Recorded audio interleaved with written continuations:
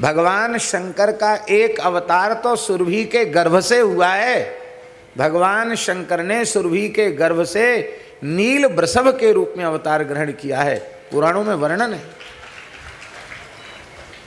एक बार शंकर जी को ऋषियों का शाप लग गया था, तो उन ऋषियों के शाप के कारण, ब्रह्मापराध के कारण, ब्राह्मणों के अपराध के कारण शिवजी के संपूर्ण शरीर में दाह पैदा हो गया, जलन।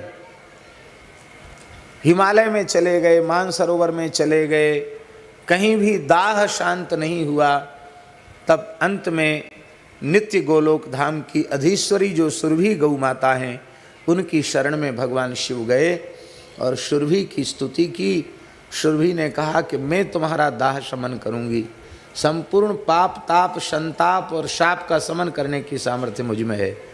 तो सुरभि गाय ने मुंह खोला और मुख मार्ग से भगवान शिव सुरभि के उदर में प्रविष्ट हो गए।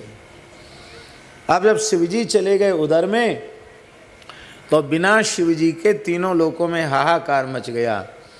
अब देवता खोजे चले ब्रह्मा जी के नेतृत्व में, कहाँ हैं शंकर जी, खोजो खोजो खोजो खोजो, सब जगह खोजा, कहीं नहीं मिले शंकर जी। अंत में गोलोक धाम में आए, भगवान से कहा, भगवान ने कहा सुरभि से प्रार्थना करो।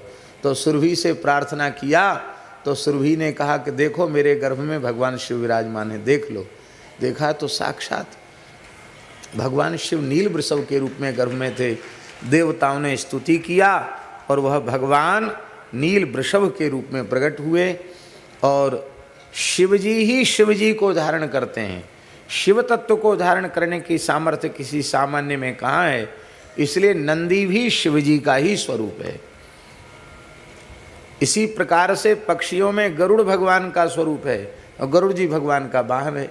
तो भगवान को का भार ढोने की सामर्थ्य भगवान में ही है, किसी जीव में कैसे हो सकती है। इसलिए गरुड़ जी भी भगवान है।